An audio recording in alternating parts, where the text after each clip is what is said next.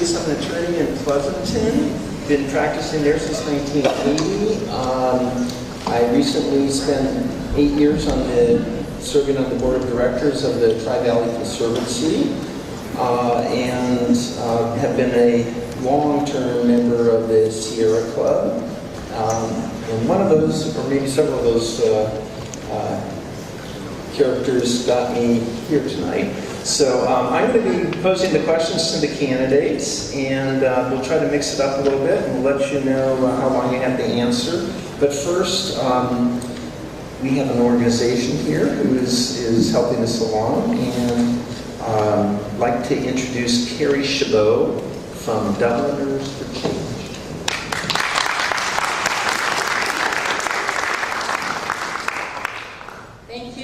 Coming this evening, and thank you to all of those at home watching the live stream and video after our great Dublin football game tonight. My name is Carrie Chabot. I am with Dubliners for Change. It's a diverse group of residents. We're a grassroots organization. We are teachers, architects, engineers, stay-at-home moms. We've got therapists in there. We are Indian, Chinese, Irish, French, very diverse group, but most importantly, we are all Dubliners. We're all Dublin residents, and we developed a reputation as a yes we can type of group. We have that attitude, yes we can, and we have potential in Dublin, yes we do. We can protect our remaining parcels and open space. We've successfully, Dubliners for Change, DFC, has successfully passed 2 voter-led initiatives to limit housing. Yes, we also believe and know we can have a second comprehensive high school. Years ago, DFC members are the ones who reported the errors in the demographic numbers to our city, published them, and then rallied a group of residents and convinced our school board for a February 2006 resolution for a second comprehensive high school. Yes, we believe we can develop a pedestrian-friendly downtown. However, if we want this quality of life, something needs to change. Our members are encouraged to run for office. We invite all of you to join Dubliners for Change. We are Dubliners for a change, not for the status quo. If you share these values, such as political accountability, community involvement, open space, the environment, transparency, then please visit us at dublinersforchange.com. Come to our meetings, get involved, and thank our candidates for being brave enough to be here tonight. Thank you.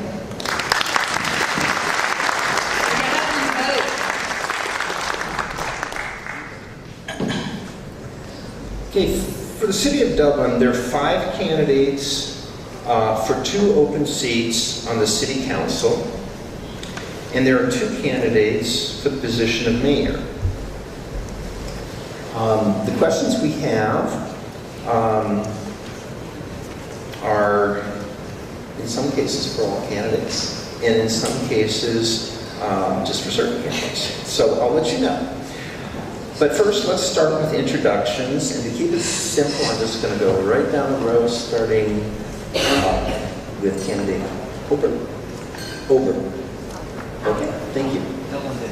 Dublin days. 90 seconds for your introduction, please. 90 seconds? 90 seconds. So we have 2 minutes, that's okay. Well, first of all, thank you to the organizers of this event.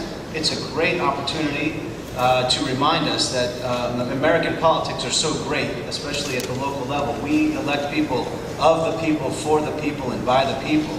And that's what we have here tonight, the people of Dublin. Thank you for turning out. I want to tell everybody I work for you, and I intend to do that every day, day in and day out, like I have for the last 4 years as your Dublin mayor. I've been humbled and honored to serve you, and I look forward to the next 2 years. I would agree that Dublin is a great place to live, work, and raise a family. And it has been, and it's gotten even better, I think, over time. And we have better days yet ahead to come. And it does take strong leadership to help get us there. I do believe that the future of Dublin is even brighter than it is today, and it's already a great place. voted just the other day, or named the other day by Money Magazine as one of the best places to live in America, let alone also in California. I want to say that when I moved to Dublin 18 years ago, it was a very different place. And our schools were falling apart, and our city was growing based on a 1993 voter-approved growth plan. And I joined the school board and helped improve the schools dramatically. Now our schools are sought after. I'm very proud of that service. And the last 4 years been serving as your mayor. Proud to be supported by Congressman Eric Swalwell, State Assemblywoman Catherine Baker, State Senator Steve Glazier, County Supervisor Scott Haggerty, all of the Valley mayors, and majorities of our school board and city council. Thank you very much for listening. Vote for me on November 6th. David Halper for Dublin Mayor. Thank you. Thank you. Next, candidate Gola. Go well. Go well. Okay, got it. I got 3 in there, right? All right. Well, first of all, I'd like to say thank you for coming out on your Friday evening. Dublin's an amazing place, and it's developed phenomenally over the past few decades. As an engineer, born and brought up in Hayward, and lived all my life in Alameda County, I have a vested interest in the success of Dublin. I've been happily married for 20 years, 75% of which has been here in Dublin. 2 of my kids, of 3, born and brought up here in Dublin. My kids are still in the Unified School District. And Dublin is my home, and I'm very passionate to be here. It's my belief that I represent a wide majority of families with kids attending crowded schools and commuting for hours daily. I compare Dublin to jewelry that has been tarnished and near breaking. It needs help to become more sustainable. We can repair it, and we can make it better, healthier, with more choices, and you have a choice this November. Keeping Dublin moving at its current pace will only exacerbate the issues we currently have. Too much housing, not enough infrastructure, and crowded schools. Weekends for me are for family time. My desire is to see Dublin become even better. A city where we can enjoy, have entertainment. Really? You'll have plenty of chances. Thank you. We have cards in front that tell candidates when they have to, when they're on timeout, as we say to our children. Candidate Josie, please. Thank you. I moved to Dublin in 2000 from Washington, D.C., where I've been working for 11 years in the computer industry, the last 3 as a sole proprietor of my own business. I'm passionate about Dublin. This is where we chose to raise our family. I work at Dublin High School. I've been dedicated to serving our city in one way or another since 2000, but this is the first time that I've ever run for office. I've been lucky enough to have time to volunteer in our schools and our youth organizations, and most recently as an appointed member of the city's Fiscal Sustainability Task Force. We've certainly seen some changes in Dublin in 18 years, and I think we all agree the tremendous growth has stressed our infrastructure. I'm committed to working towards bringing out the best in Dublin for all residents. My focus is on maintaining high-quality public safety, managing housing so that our schools can catch up with the huge influx of students at all levels, implementing transportation solutions to improve traffic flow through town, and working with our existing businesses and our new businesses to ensure that we are fiscally sustainable into the future. I believe in Dublin. I believe in communication and listening to all perspectives. Bringing people together is the only way to move us forward as a community. That's why you'll see that I'm endorsed by a wide coalition of individuals and organizations that have differing perspectives. I believe in making well-researched, common-sense decisions that take into account not only what is good for the city now, but years into the future. I believe when we all work together, we can bring out the best in Dublin. Thank you. Thank you. Candidate Kular. You got it. Great. All right. Hi, my name is Bobby Kular, and I come to you as a husband, a parent, a Dublin resident, and a vested member of our community.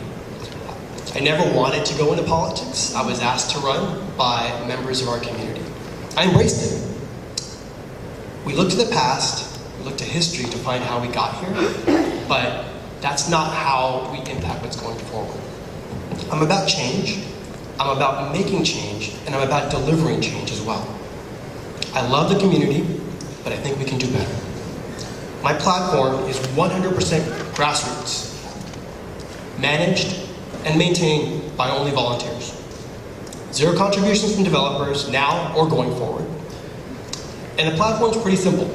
It's an easy acronym. I'm a PEST. I encourage everyone to be a PEST. Public safety, economic viability, sustainable growth, and transportation. I don't have enough time to go over everything, but I am going to focus on sustainable growth. Reason being is because that is what got me to run.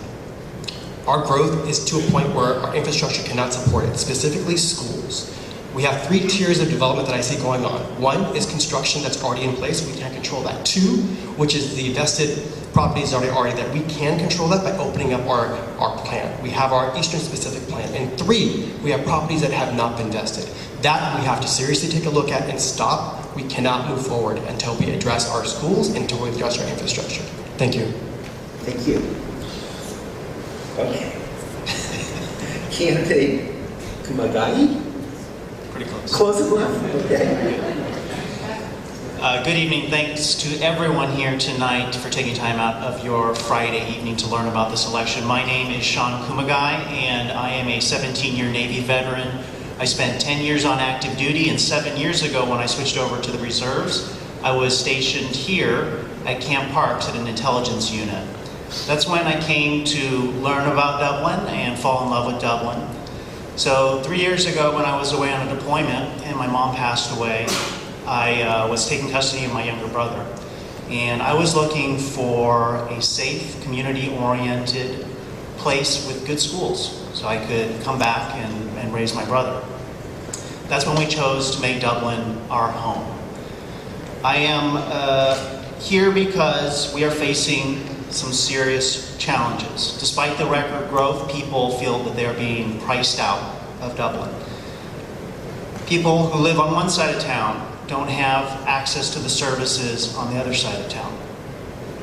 And despite all of the jobs that are happening in Silicon Valley, people are having to move out of that area because of an imbalance in development. These imbalances are exacerbating our traffic, putting strain on our schools, and impacting our quality of life. So I'm running for Dublin City Council. I hope to bring my many years of service to help bridge the gap between what Dubliners want and the complex nature of city governance. I promise to study in depth every issue that comes before us. Thank you. Thank you. Candidate Femesa? Good evening, everyone. My name is r.Jing from Mesa.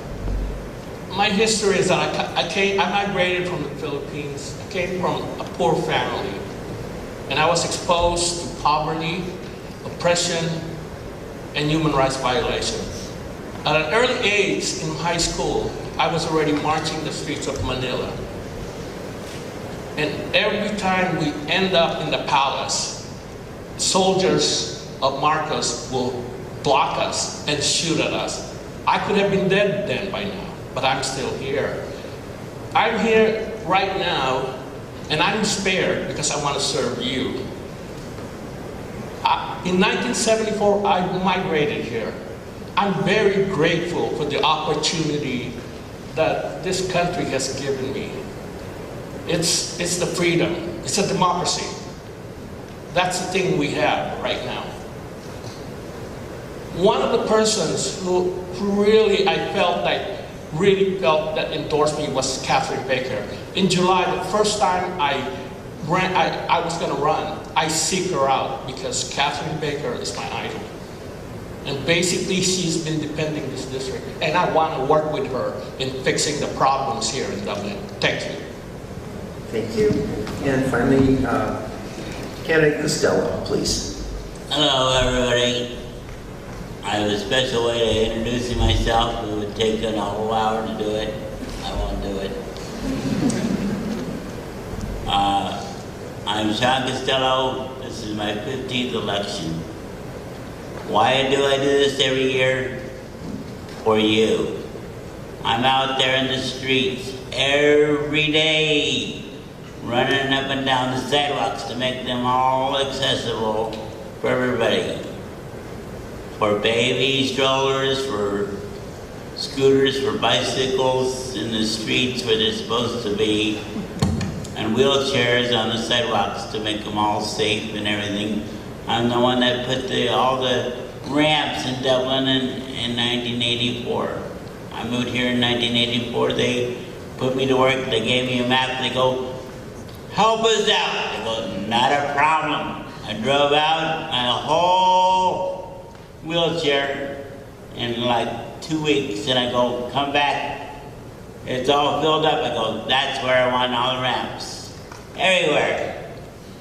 That's what I love to do. I love to help people out. I have been on several committees. I'm on the Wheels Advisory Committee. I'm on the PACO, and that's the one that helped make the Measure B money. I helped pass that out for all the bus companies and everything, and I am sorry I had to stop. But thank you for honoring the stop sign. This next question is a 60-second answer, and it is directed solely to the mayoral candidates. And candidate Goel, we'll start with you. The question is, in May, Mayor Hobert called for a housing pause and suggested putting the IKEA vote on the ballot. 4 months later, why have neither of these two proposals been implemented? Good question. The housing pause request came immediately after the approval of a major housing project that many of these citizens here in Dublin opposed. Why? Lip service during an election campaign year? It's time we start taking action and delivering on the words we commit. Stop making campaign promises that can't be fulfilled. IKEA is coming in 2 weeks. 2 weeks. That means it's already too late to go to the ballot. Why are we still talking about going to the ballot if it's coming in front of us in 2 weeks? That decision should have been made back in June. Thank you. Candidate Hobert. Well, I'll tell you that indeed I brought in May of this year, as I have also in the year 2013 and the year 2015, time to take a pause, take a look at the East Dublin Specific Plan and Dublin's General Plan, understand where we are versus the 1993 voter-approved initiative that got us here, and evaluate what we thought would happen from 1993. And I wasn't here then, but a plan was put in place and set in motion. In 2013, we decided to form a commercial task force. People in the audience who were on that task force. In 2015, we studied vested versus unvested units. And in May, we decided it would come back in September. Staff has not brought it back to us yet. The only time, and that has to do with growth, and I'm all for stopping and pausing and taking a look at the East Dublin Specific Plan, and I have been. And when I have good ideas, I bring them up to the council like a good council member should, and we talk about them as a group like we should as a team, and that's what I've done. As far as putting IKEA on the ballot, we can't consider that until it comes before us. So in 2 weeks, we'll have that opportunity to consider it. That's where we are with that. Thank you. Okay, thank you. This next question is for the city council candidates, not the mayoral candidates. And you will have 60 seconds to answer. The question is simple. What is your vision for Dublin's transit-oriented developments?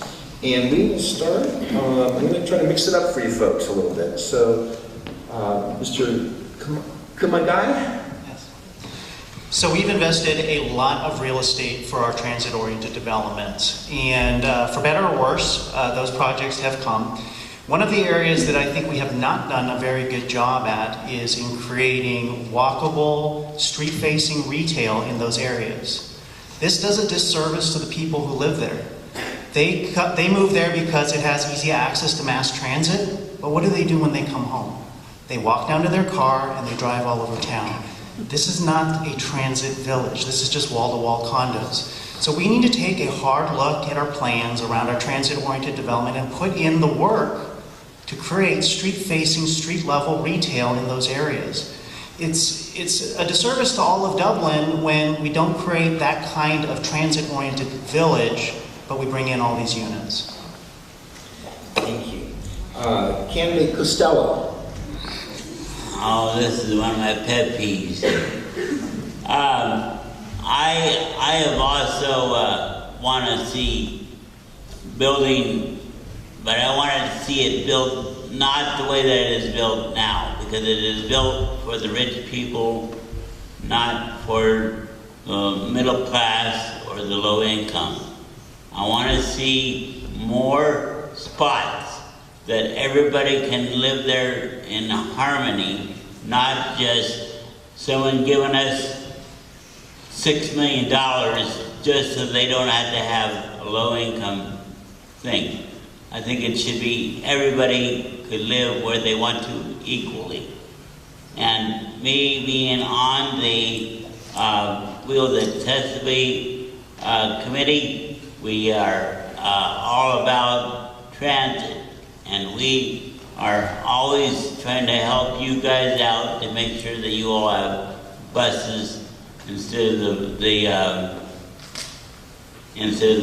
cars. Thank you. Thank you. Candidate Josie.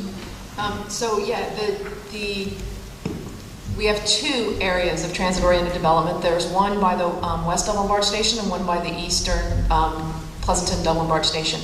They have slightly different feels to them, but it's very important that we get both retail, but also some corporate jobs producers by those transit-oriented development. At the Eastern BART station, there is one parcel that is empty. Currently, it is owned by Alameda County. That is a perfect place to try to get corporate put in near our BART station. We want commuters to come into Dublin, not go out of Dublin for jobs. Around the West Dublin BART station, I would really like us to see not only street-facing retail, but also really be vitalizing our downtown.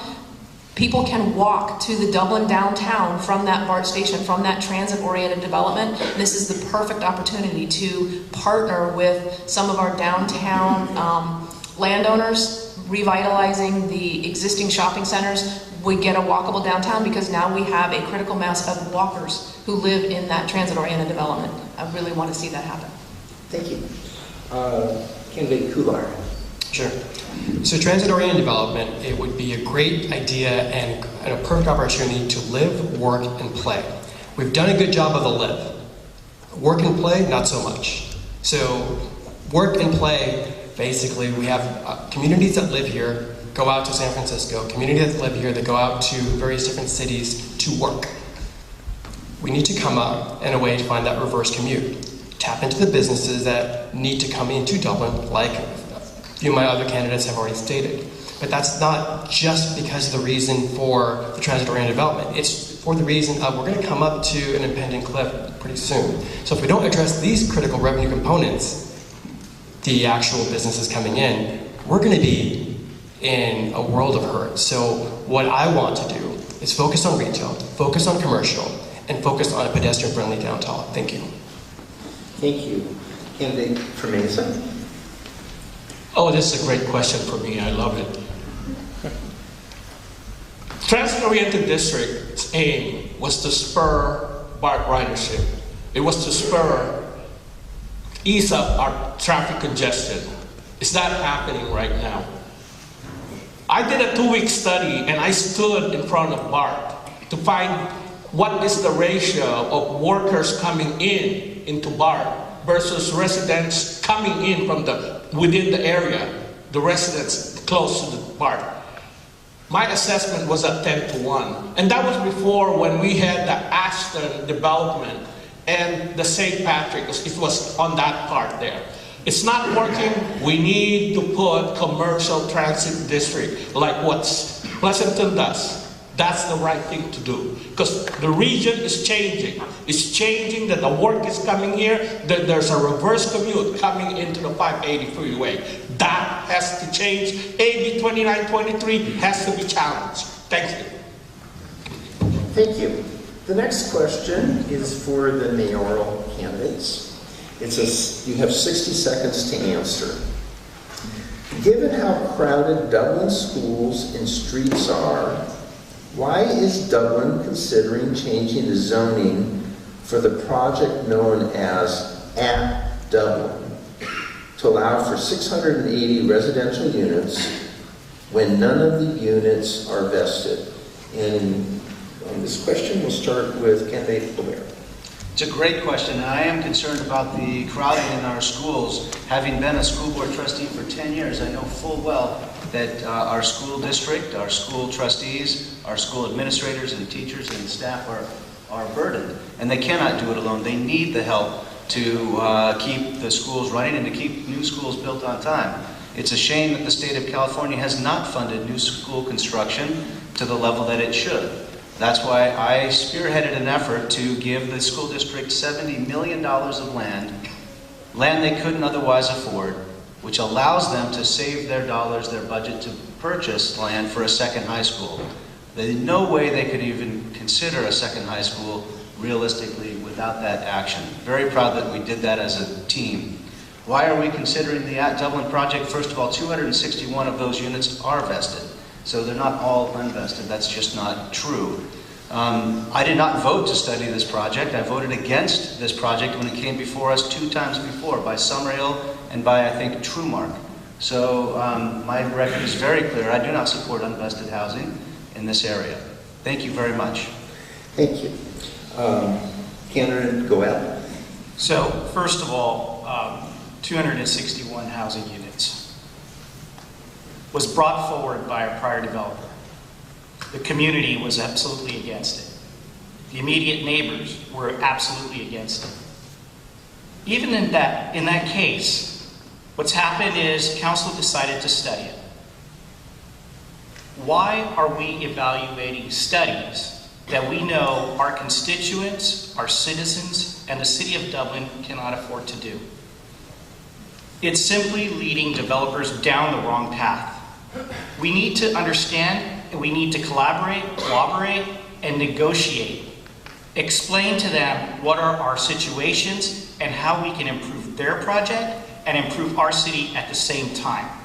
So the study, to me, should have never happened, and proper direction should have been provided to those developers before the action of consideration even came forward. That is what I'm continuing to do. I'm continuing to have those conversations and move the needle in the right direction towards pausing that development. Thank you. The next question is for the city council candidates. You will each have 60 seconds to answer the question. The city is projecting a multi-million-dollar budget deficit in a few years. What 3 specific actions, if elected to the city council, would you support and attempt to enact to balance the city budget on a sustainable basis?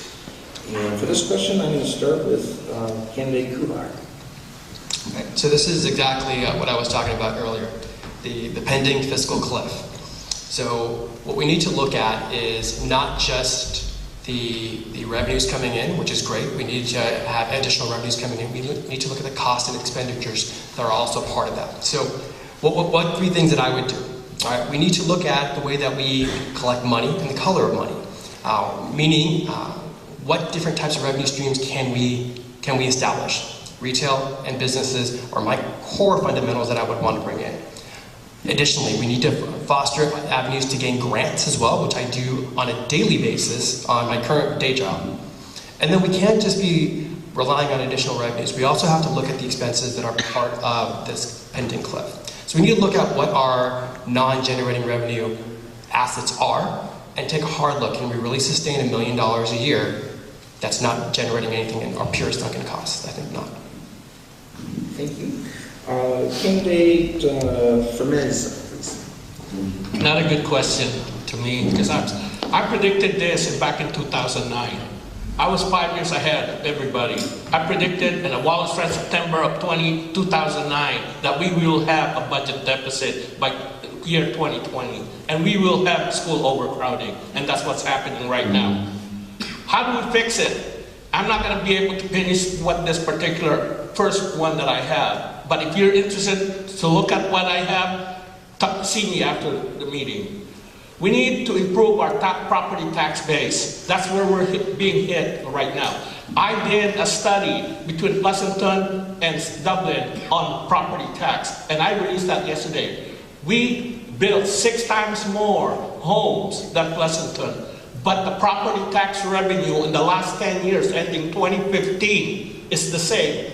That's the question I want to ask. What is that? So that's one. We can't have sales tax. We need to do other tax streams to find this revenue. Thank you. Thank you. Candidate Josie, please. As a member of the Fiscal Sustainability Task Force, I spent an entire year looking at exactly this issue, and there is no magic bullet.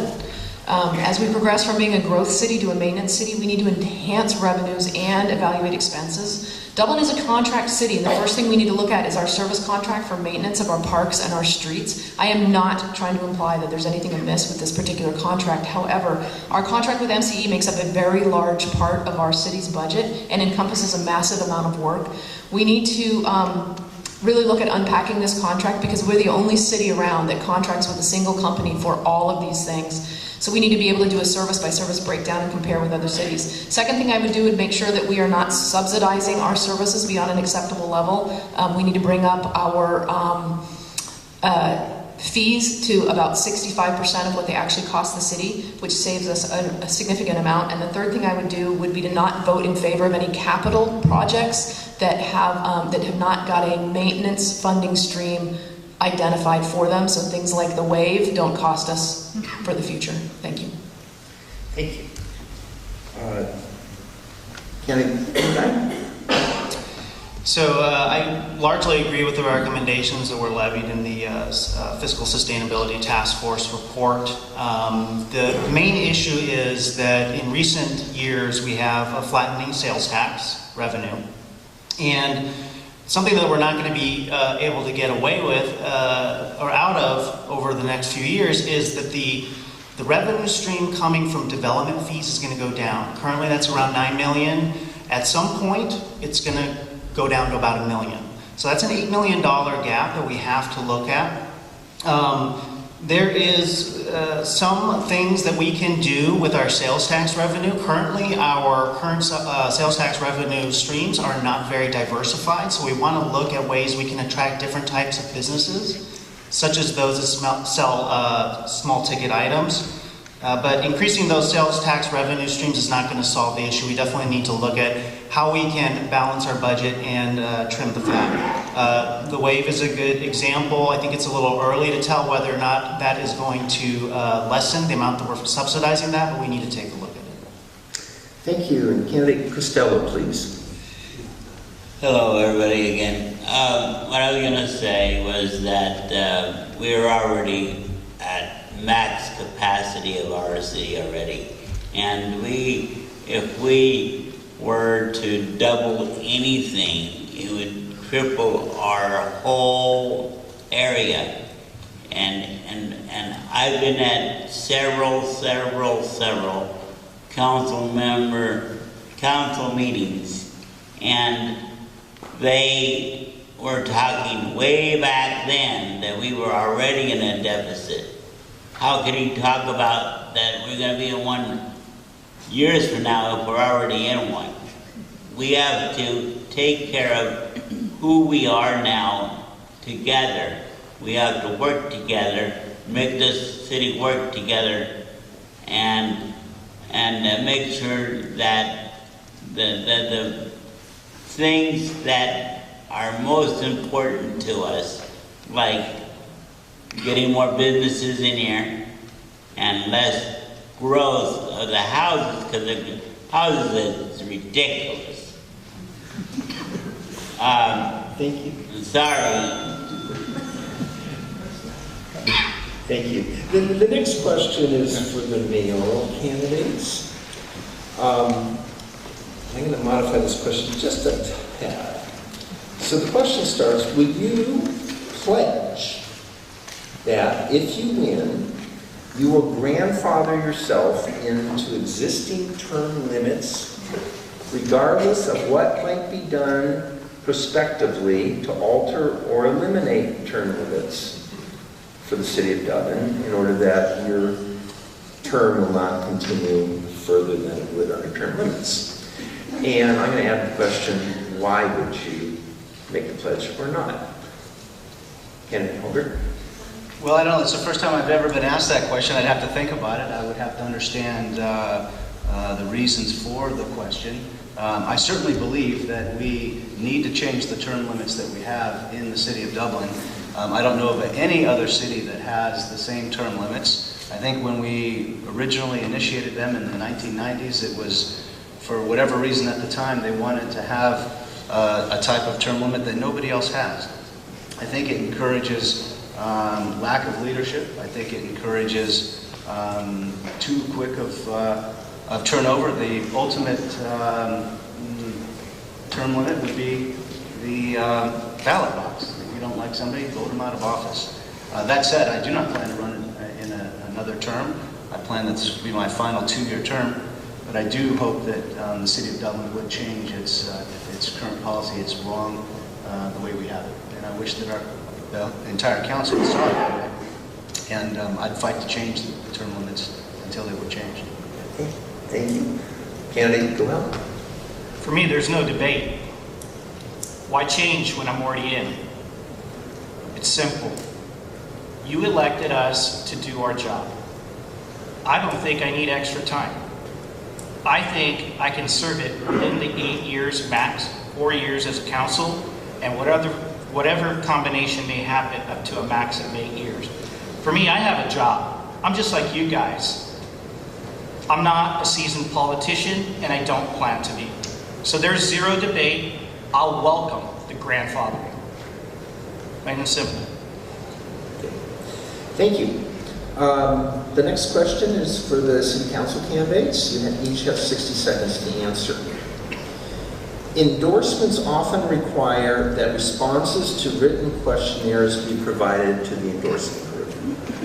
Do you believe it is important for voters to see those questionnaires, and will you agree to immediately release all such questionnaires you have completed in the past 2 years? And we'll start with you, Mr. Fernandez. I'm not in favor of some endorsements that we have, like public servants who's fire, police giving endorsement, because there's a certain conflict of interest there. That's the thing. I believe in the Sierra Club. I believe in the Board of Realtors, because I didn't get that endorsement. Releasing it to public, yes, I think so. I think the public has to know where you stand on issues, and that's a good gauge of a candidate's capacity. But then, on the other part of it is that there's some kind of unfairness to other candidates who has a passion like me, but then I'm losing a lot of the endorsement. I'm on grassroots. I don't care about endorsement. The only endorsement I like is Catherine Baker, and there's a second one which I'm going to release tomorrow. Thank you. Thank you. Candidate Costello, please. Well, as I was going to say before I was rudely interrupted, I was going to say that I have 4 major people that help me out throughout the years that I've been here, 34 years. The build your own garment made my flyers, and let's see, I'm already. I have other ones.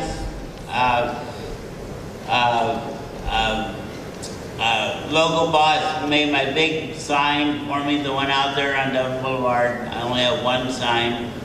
All these guys have signs up everywhere.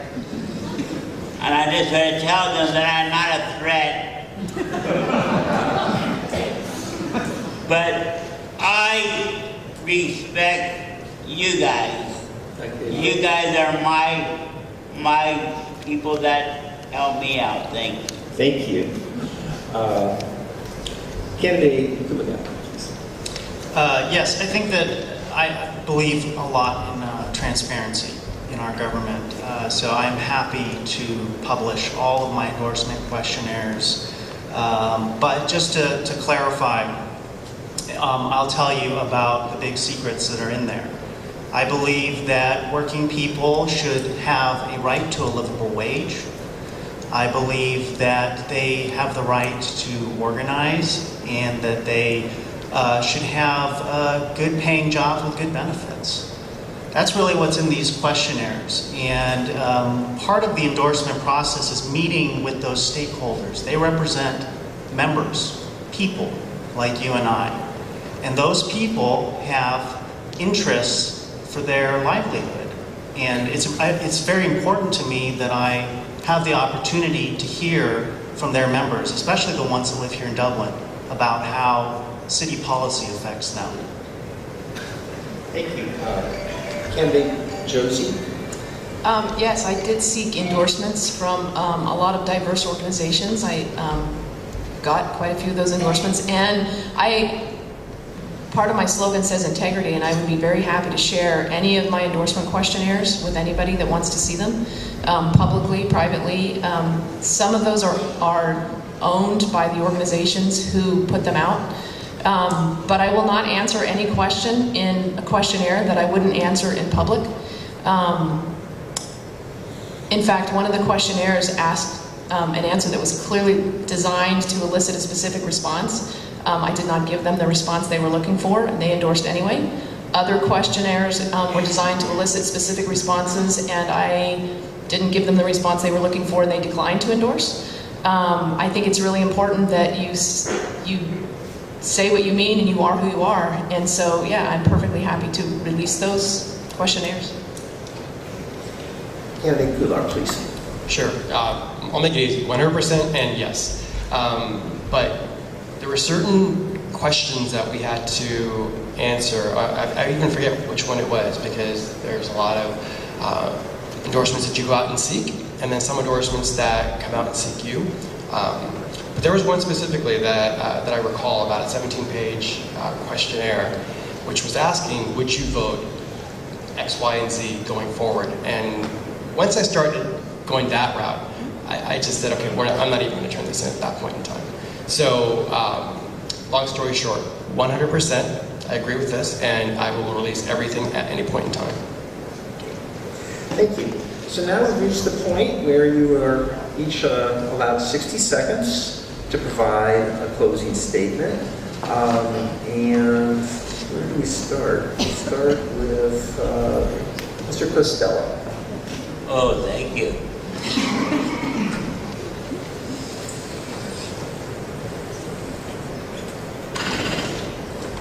This chair is how green I am. All the cars out there are not green. I want to make sure that we're all going to take care of each other and not run each other over on the sidewalks and all that. And we have to go slower in the streets and make sure that we are paying attention to everybody that's walking, crawling, whatever we're doing on the sidewalks. And I am still for each one of you in this room. Thank you very much. Thank you, Mr. Costello. Next, we'll do Mr. Kubagan, please. Again, thank you for this opportunity to speak with you tonight and for coming to hear what we have to say. When I started this campaign, I wanted to make sure it was positive, focused on the issues that matter to us Dubliners, and put forth a vision for what our city can become. I've opted not to speak negatively about any of my fellow candidates, and I truly believe they're my fellow candidates because they put their time and energy on the line to do this work of running for office. And that's the type of city council member I would be if elected. We've discussed many of the unique challenges we're facing in our city tonight, but we also have tremendous opportunity to mold the course of our city's future. It seems like lately we're stuck in binary thinking. It's this or that, a school or more retail, us or them. If we can't get past these binary choices and start thinking in a more holistic way, then we're going to continue to have the same issues. And if we can't come up with new strategies to address these issues, then it's because we have a crisis of imagination. If my military service has taught me one thing, it's that if we bring a diverse group of people together with diverse ideas, we truly can solve any issue. Thank you. Thank you. Candidate Josie, please. It's not easy to put your name on a ballot. I think everybody up here can attest to that. I have no doubt that all of us believe in our own vision for this community that we care so much about. But I believe that I have the experience here, the time served with students and families and community members across Dublin. I've been a part of the conversation for nearly 2 decades. I've always been an engaged citizen and made that a priority. I've raised my hand as a volunteer, sat in the room for more meetings than I can count, and gone to the podium to make sure that my voice is heard, not only for Dublin, but for what's great about Dublin. We are all talking about growth and traffic and schools and the work that needs to be done to meet those challenges. I feel that I'm prepared to do the work because I have been doing the work for years. I'm ready to be the kind of leader that Dublin needs. I support the residents across the community, and I'm excited for the opportunity to continue to serve in a new way. This community deserves thoughtful, common sense leadership and people who are willing to ask tough questions, find common ground, and make decisions that will stand the test of time. I ask for your vote in November. Thank you very much. Thank you. Candidate Kular, please. Sure. So again, I'm not a politician, nor do I choose to be. I am a citizen just like you. I do have a day job. I've had 20 years of business experience in various different companies. I've managed profit and loss statements valued at $65 million, operating budgets at over $20 million. Currently manage $3.4 billion of projects, reporting directly into Mayor Breed, San Francisco. But I've had public sector and private sector experience. I stand before you as somebody that is that voice of change. Change is hard. There are 2 different routes you can take in November. You can take the status quo, or you can take the change. And if you want change and solutions delivered, bobbykular.com, Bobby Kular November. Thank you. Mr. Femesa, please. I'm going to take this opportunity for you to visualize why I ran. This is the problem with our housing. Sacramento is pushing us to like a cliff. And that cliff will cost us budget deficit. It's going to cost us traffic. It's going to cost us school issues. And here's AB 2923. Tell me if I'm close to the edge.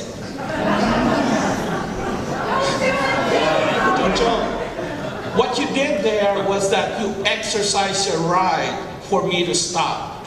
And you exercised your right. I'm going to listen to you. That is the thing I want you to visualize. I want you to visualize the problem here is a big problem. It cannot be changed overnight. We got to build this mortar for mortar, brick for brick. We got to do it head together, and it's going to be a united effort. It's a big problem. We got to fix it. Thank you. Thank you. So I'm very conflicted about which of you 2 should go first. I'm going to flip a coin, Nate. Please tell me whether it's heads or tails, and you can choose if you wish. You want me to say heads or tails? Yeah. I'll pick heads. All right. We've got heads. So you want to go first or last? I'll go last. Okay. Mr. Goel. My turn? All You right. have another flip. Guess what? I'll go with tails. You get to speak. All right. Well, first of all, thank you again. Friday evening, this is a commitment. This means you care. Dublin is great. However, we can do better. We can do a lot better. I've been helping Dublin do better. Challenging the typical thoughts of approval is easy in Dublin. I've been the one in 4-1 votes, and the voice with technical expertise to bring projects and make them even better. We need to bring new leadership into Dublin, which it currently does not have, in my opinion. Vote for the status quo if you're happy with the current direction. Housing, housing, housing. Insufficient schools and more traffic. That's not me. Don't vote for me. Talk is cheap. Mistakes impact us for generations. We need to deliver real, viable, long-term solutions, which we can all be proud of, instead of looking at our mistakes in a few years. I won't create task forces and committees to work for a year and not take their suggestions. At the end, if you want a better Dublin, consider me this November. Thank you. Thank you. Candidate Hilder. Also, ladies and gentlemen, organizers of the event, thank you very much for having this, and thank you for coming out tonight to listen. I believe Dublin is already a great place to live, work, and raise a family. Dublin is not broken. We are a prosperous, wealthy city because we have sound fiscal management. We have great schools because we've worked hard to build them that way. I started 18 years ago to do that, and we've come a long, long way. We have growing pains, sure, but I voted against housing time and time again, and I will continue to grow against housing that I think is wrong for the city of Dublin. I voted to preserve open space time and time again, and I'm proud of the fact that we've been able to do that. I voted for transit-oriented development, especially those that are under developer agreement. We don't have much of a choice about that. We've managed very pragmatically. I'm the longest-serving, most experienced, and most trusted elected official in the city of Dublin, and I ask for you, humbly, to send me back for another 2 years as your mayor. I'll work hard for you. I have the time to do that. I've proven leadership, and I'm endorsed by just about everybody out there that will endorse somebody, and that's a pretty strong testament. You don't get 100% of the endorsements without being a strong candidate. Thank you very much for listening tonight. Vote for David Halbert November 6th for Dublin Mayor. Thank you. Well, thank you all candidates. And audience, will you please give a round of applause?